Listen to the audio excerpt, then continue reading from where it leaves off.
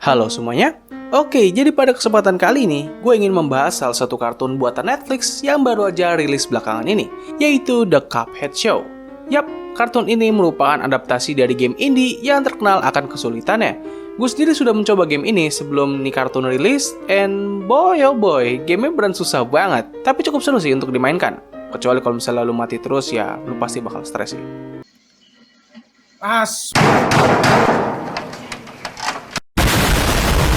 Nah, dikarenakan kartun ini merupakan adaptasi dari game, harusnya kartun ini memiliki banyak kesamaan dong dengan yang ada di gamenya. Well, untuk menjawab pertanyaan ini, pertama-tama kita harus melihat sedikit alur cerita dari gamenya terlebih dahulu. Jadi tanpa menunggu lebih lama lagi, kita langsung masuk aja ke pembahasan dalam 3, 2, 1.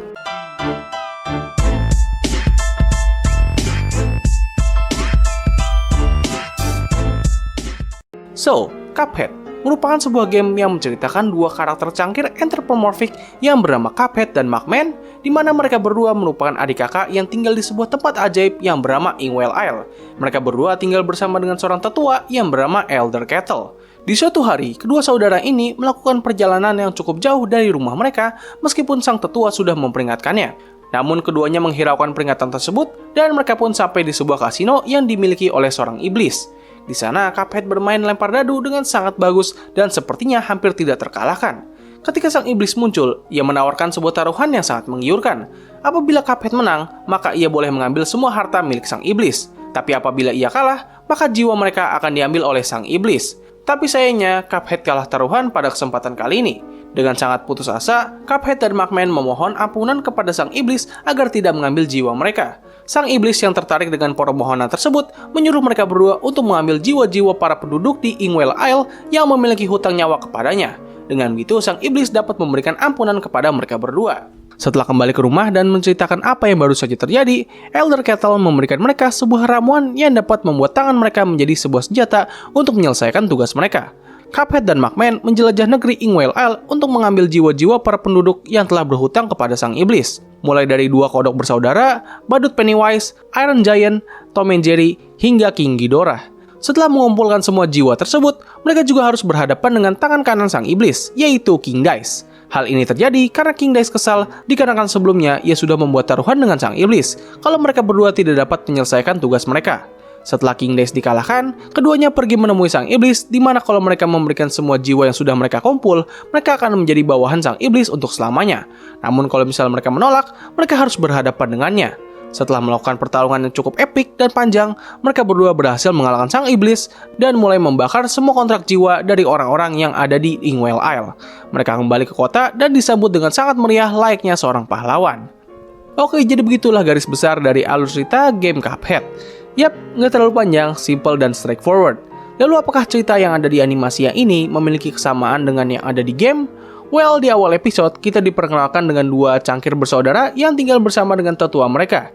Yes, backgroundnya sama persis, namun yang membedakan di sini adalah dari kepribadian mereka semua. Kalau di dalam game, kita tidak ditunjukkan secara spesifik dari kepribadian mereka semua. Yang hanya kita tahu adalah Cuphead merupakan orang yang agak serakah karena langsung memainkan judi demi kekayaan, sedangkan Mugman lebih seperti saudara yang pasif dan selalu mengikuti Cuphead kemanapun. Tapi dalam adaptasi kartun kali ini, mereka diberikan sedikit tambahan personality dan juga lebih chaotic. Cuphead memiliki sifat yang gak jauh berbeda dengan game, namun di sini ia jauh lebih keras kepala, egois, dan terkadang suka sangat bodoh. Sebenarnya sih nggak terkadang sih, malah lebih ke hampir setiap saat. Cuphead di sini sebenarnya mengingatkan gue dengan karakter SpongeBob dan Patrick. Kayak di ini tuh merupakan pergabungan antara kedua karakter tersebut. Gue nggak tahu apakah mereka memang sengaja ingin mengubah karakter Cuphead menjadi seperti ini, tapi kalau boleh jujur, gue kurang begitu suka sih dengan perubahannya. Kayak apa ya, agak terlalu chaotic gitu menurut gue. Untuk Mugman, well, dia jauh lebih baik. Dia ini ibaratkan seorang adik yang selalu memperhatikan kakaknya yang suka berbuat seenaknya. Sepanjang serial ini, kita bakal sering ditunjukkan dengan Mugman yang selalu mengalami kesulitan dalam mengawasi Cuphead yang selalu berbuat masalah. Untuk Elder Kettle, di sini ia memiliki sifat yang cukup temperamental, mudah marah dan jarang memberikan kata-kata bijak kepada Cuphead dan Mugman. Berbeda dengan yang ada di gamenya, di mana ia seperti seorang kakek tua yang bijak dan selalu memberikan arahan yang benar kepada mereka berdua. Buat gue, perubahan ini sangat cocok sih dengan suasana yang dibawa dalam animasi ini, karena animasinya ini penuh dengan kekacauan dan kegilaan. Jadi ya sangat cocok bagi mereka untuk memberikan tambahan personality kepada main karakternya. Meskipun harus diakui, gue kurang begitu suka dengan karakter Cuphead di sini. Setelah pengenalan main karakter kita, mereka berdua pergi ke sebuah karnaval yang dijalankan oleh sang iblis sendiri. Nah, di sini yang unik. Jujur, gue awalnya kurang begitu suka sih dengan sang iblis ketika mereka memperkenalkannya di dalam teaser dan juga trailer. Di dalam gamenya sendiri, sang iblis ini seperti beneran iblis gitu. Ia memiliki sifat yang lebih sinister dan juga jahat. Namun di sini, ia lebih seperti orang jahat yang agak nyentrik. Sama-sama memiliki niat jahat, namun tidak begitu sinis. Tapi sama seperti sebelumnya, perubahan ini sangat cocok dengan suasana dari kartun ini. Karena dalam adaptasi kali ini, sang iblis memiliki screen time yang lebih banyak. Dan harus gue akui, gue cukup enjoy dengan karakternya. Motifnya di sini juga nggak jauh berbeda sih dengan yang ada di game. Sama-sama ingin mengumpulkan semua jiwa-jiwa orang yang ada di Inkwell Isle. Ketika Cuphead dan Mugman sudah ada di karnaval atau di sini sebutnya Carnival, mereka berdua langsung bersenang-senang dan Cuphead segera memainkan lempar bola tanpa ia ketahui kalau permainan tersebut dapat mengambil jiwanya apabila ia kalah. Semua orang berkumpul dan terkagum dengan permainan Cuphead yang tidak pernah kalah. Dan hal ini membuat sang iblis kesal. Ia pun muncul namun tidak langsung menangkap Cuphead. Ia membiarkan mereka berdua berlari-lari sambil ketakutan, tapi pada akhirnya hal ini malah membuat semua jiwa yang telah ia kumpulkan mulai kembali ke tubuh asalnya. Cuphead dan Mugman kembali ke rumahnya dengan selamat, namun sang iblis akan terus mengejar mereka berdua, atau lebih tepatnya si Cuphead sendiri, karena ya dia satu-satunya yang bermain game bola jiwa sebelumnya. Di sini kalian udah bisa ngeliat sih perbedaan yang cukup besar dari game dan adaptasinya. Kalau di game, Cuphead kalah taruhan di kasino, sedangkan di sini ia kalah di permainan karnaval. Perubahan ini mungkin terjadi karena target audiens dari kartun ini adalah anak-anak. Untuk episode kedua, Cuphead dan Mugman kedatangan seorang bayi yang telah ditelantarkan. Di sini mereka harus merawat bayi tersebut, namun bayi itu terus membuat mereka mengalami kesulitan. Gimik dari episode ini udah sering banget muncul di berbagai macam kartun, dan rasanya gue nggak perlu gitu membahasnya secara detail. Kita lanjut ke episode ketiga, di mana kita diperkenalkan dengan karakter lain yang ada di game, yaitu dua katak bersaudara atau Ribby dan Crocs. Kalau dalam game, mereka berdua nggak begitu diperlihatkan sifat atau kepribadian mereka secara jelas. Tapi di sini, mereka merupakan dua saudara yang terkadang suka berkelahi. Ribby merupakan saudara yang lebih kalem dan mudah menahan emosi, sedangkan Crocs lebih ingin berkelahi dengan siapapun yang ada di hadapannya.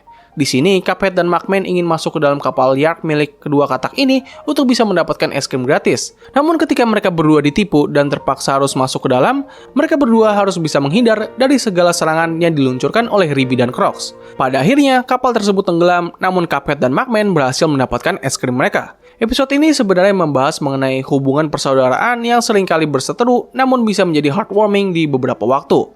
Episode selanjutnya yaitu episode 4 menceritakan Cuphead dan Mugman yang berusaha memperbaiki gagang milik Mugman yang patah setelah mereka berdua bermain perang bantal. Pada episode ini kita diperkenalkan dengan karakter Porcupine, yaitu seekor babi yang menjual berbagai barang dagangan. Kalau di dalam game, dia adalah orang yang menjual berbagai charm dan senjata untuk membantu Cuphead dan Mugman dalam petualangannya. Dia ini tipikal karakter pedagang yang sangat suka dengan uang dan juga suka menaikkan harga mahal. Antara game dan adaptasinya, gue nggak begitu menemukan perbedaan yang mencolok. Mungkin kalau misalnya di game dia terlihat seperti memberikan dukungan kepada Cuphead dan Mugman, tapi kalau misalnya di game dia ini lebih kayak kelihatan benci gitu kepada mereka berdua. So ya, long story short, gagang milik Mugman berhasil dipasang berkat bantuan dari Elder Kettle. Lanjut ke episode 5, di mana kita bakal diperkenalkan dengan karakter favorit gue dari game Cuphead, yaitu King Dice. Di sini King Dice menjalankan sebuah acara show yang bernama Roll the Dice. Acara tersebut bertujuan untuk mengumpulkan jiwa-jiwa orang yang sebelumnya telah dikumpulkan oleh sang iblis. Sejak pertama kali ditunjukkan dalam sebuah teaser, gue dan sebagian besar fans langsung suka dengan penggambaran King Dice dalam adaptasi kali ini. Dia ini seperti seorang presenter yang corrupted. Ia memanfaatkan nama besarnya untuk bisa menjalankan rencana jahatnya. Dalam kasus ini, ia mengumpulkan jiwa-jiwa orang untuk tuannya yaitu sang iblis. Ia selalu memastikan semua kontestannya selalu menang, dengan begitu mereka semua akan dimasukkan ke dalam ruang Mystery Prize, di mana jiwa kontestan ini akan ditarik di sana.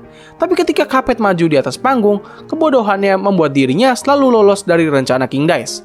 King Dice yang kesal menyuruh Cuphead masuk ke dalam ruang Mystery Prize, namun hal ini malah membuat semua penonton menjadi kesal karena Cuphead selalu menjawab pertanyaan dengan salah, tetapi ia malah tetap dikasih hadiah.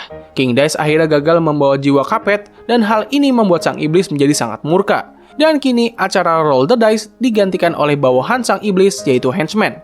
Inilah hal yang gue agak kecewakan dalam adaptasi kali ini. Mereka hanya menampilkan King Dice hanya dalam satu episode saja. Gue padahal berekspektasi tinggi kalau misalnya King Dice lah yang bakal terus mengejar Cuphead dan Mugman. Tapi sayangnya di sini ia hanya muncul sekali dan abis itu udah dia nggak tahu bagaimana kabarnya. Kalau misalnya ada season 2-nya nanti, please lah, gue harap King Dice ini bisa muncul lagi dan screen time-nya lebih banyak gitu. Karena sayang banget gitu loh, ia memiliki banyak potensial dan dia juga merupakan karakter favorit gue. Please lah, bring back King Dice.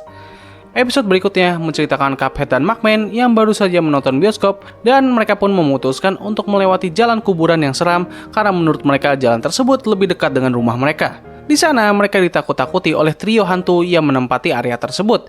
Bisa dibilang ini adalah salah satu episode yang cukup banyak orang bicarakan. Karena episode ini memberikan sedikit throwback dari beberapa episode kartun lawas yang memiliki tema horor. Meskipun ya, episode ini kagak ada horornya sama sekali. Tapi membuat episode ini lebih mencolok adalah dari visual dan juga musik yang dibawa. Gila sih, beneran. Penggabungan antara animasi 2 dimensi dengan claymation itu cantik banget parah. Belum lagi episode ini juga memiliki banyak sekali reference dari berbagai media lawas. Jadi ya nggak heran sih, banyak orang yang membicarakan soal episode ini. Lanjut ke episode 7, ketika Elder Kettle sedang sakit punggung, Cuphead dan Mugman harus mengawasi tanaman milik Elder Kettle.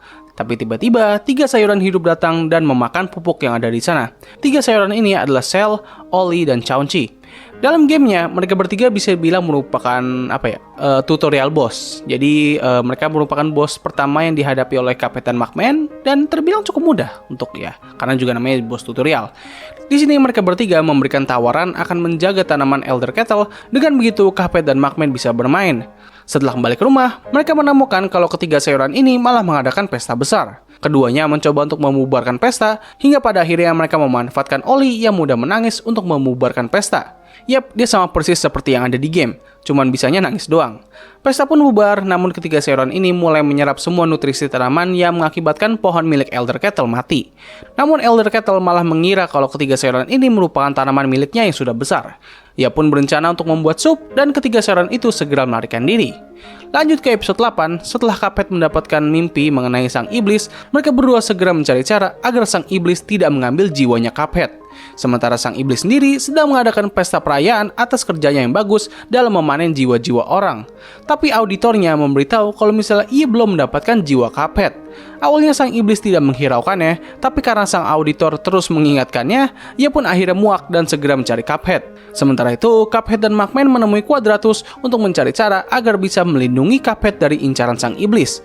By the way, Quadratus ini juga ada di gamenya. Dia terletak di sebelah bos Beppy the Clown, tapi gue lupa dia tuh di game tujuannya jadi apa. Quadratus meminta Mugman untuk membuat sebuah jaket yang tidak terlihat dari benang yang tidak terlihat. Dengan begitu, ketika sang iblis ingin mengambil jiwa Cuphead, ia langsung kesetrum. Di sini, sang iblis terus melakukan berbagai cara agar Cuphead melepaskan jaketnya. Tapi pada akhirnya, ia pun menyerah dan beristirahat terlebih dahulu, serta menghancurkan buku laporan milik auditornya. Dengan begitu, ia harus membuatnya dari awal. Di episode berikutnya, bisa dibilang merupakan kelanjutan, sang iblis sekali lagi mencoba untuk mendapatkan jiwa Cuphead, tapi usahanya terus gagal. Ketika mereka berdua diminta untuk mengecat pagar oleh sang Elder Kettle, mereka memperdaya sang iblis untuk mengecat pagar. Sementara itu, mereka pergi menuju sebuah wahana baru yang ada di kota. Di sana, Cuphead sempat melepaskan jaket pelindungnya, dan ketika sang iblis sadar kalau misalnya dirinya sudah ditipu, ia segera menemui Cuphead. Sang iblis berencana untuk menaiki wahana baru tersebut bersama dengan Cuphead karena ia teringat kalau misalnya wahana ini dapat berputar sangat kencang hingga baju pengunjungnya dapat terlepas. Meskipun tanpa ia sadari, Cuphead sudah tidak memakai jaket pelindungnya. Dan ketika sang iblis menyadari hal tersebut, Mugman segera datang dan memakaikan jaket tersebut ke sang iblis, yang mana hal ini membuatnya mengalami kesakitan yang luar biasa, hingga bulu yang ada di tubuhnya mulai rontok di beberapa area. Lanjut ke episode 10, ketika Cuphead dan Mugman sedang berada di tempat Porcupine untuk bermain sebuah game, Porcupine menjadi sangat terganggu dan akhirnya mengirim mereka berdua untuk pergi ke Gunung Eruptus. Setelah 3 hari berlalu, Cuphead dan Mugman kembali sambil membawa sebuah telur. Setelah kembali, Porcupine memberitahu kalau yang ia maksud Gunung Eruptus adalah nama sebuah tempat laundry. Dia yang sudah muak langsung memberikan mesin mainannya kepada mereka berdua. Sementara itu, telur yang dibawa oleh Cuphead dan Mugman ternyata merupakan milik seekor naga. Dan naga tersebut adalah Grim Matchstick, salah satu bos yang paling sulit yang ada di game Cuphead.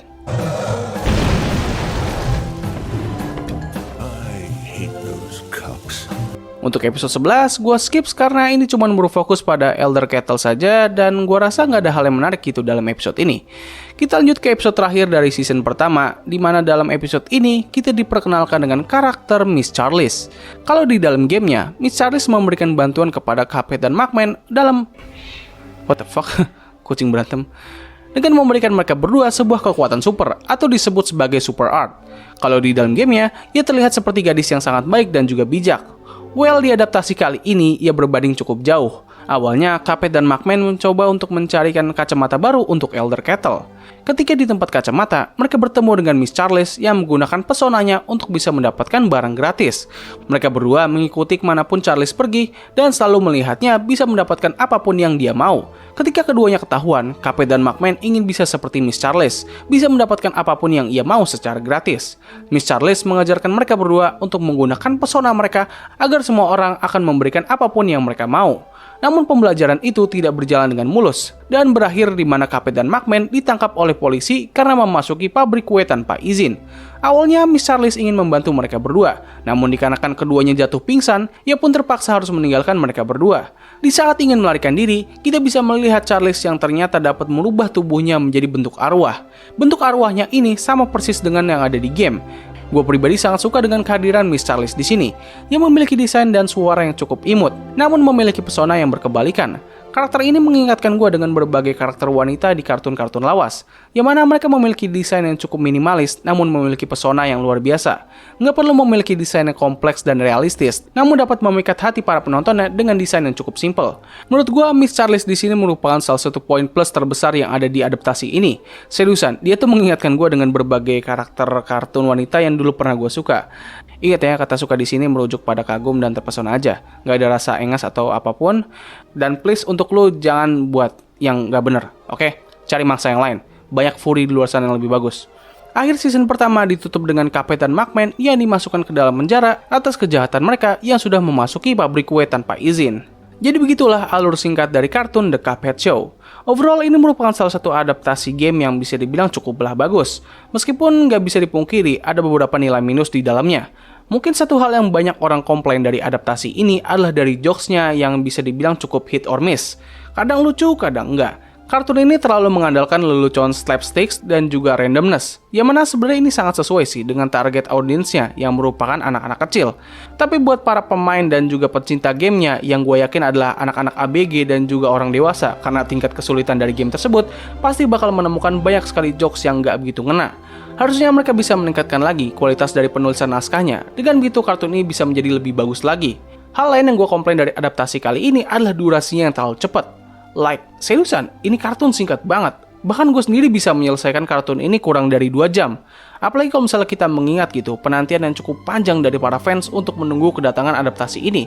Coba bayangin aja gitu, kartun ini pertama kali dikabarkan pada tahun 2019, dan sepanjang waktu itu, para fans menunggu dengan sabar kartun ini. Dan pas rilis, well, hasilnya sih memang cukup bagus. Tapi ya itu, sangat singkat banget. Tapi ya hal ini masih bisa dimaklumi sih, karena pastinya kartun seperti ini tuh memerlukan tenaga kerja dan juga waktu yang lebih ekstra. Jadi ya sebenarnya kita nggak bisa komplain banyak, dan overall kartun ini masih worth to watch dan worth to wait lah. Kalau misalnya ngomongin soal nilai plus, well jelas ini dari visual, animasi dan juga musical score-nya yang gokil banget. Perpaduan antara style animasi 2 dimensi dengan background claymation memberikan sebuah pemandangan yang jarang banget ada di animasi-animasi zaman sekarang. Gua harap ini bisa menjadi titik awal dari bangkitnya animasi tradisional dan juga claymation. Karena di era zaman sekarang, banyak banget animasi yang udah terlalu mengandalkan efek komputer. Bukan berarti animasi 3 dimensi atau animasi CGI itu buruk, tapi terkadang apa yang terdapat di animasi 2 dimensi itu jarang banget ada di animasi 3 dimensi. Dan juga rasanya itu kalau misalnya animasi 3 dimensi, rasanya kayak kurang variatif aja gitu. Berbeda hal kalau misalnya kita melihat animasi 2 dimensi ataupun claymation, mereka memiliki berbagai macam desain yang unik dan juga berbeda.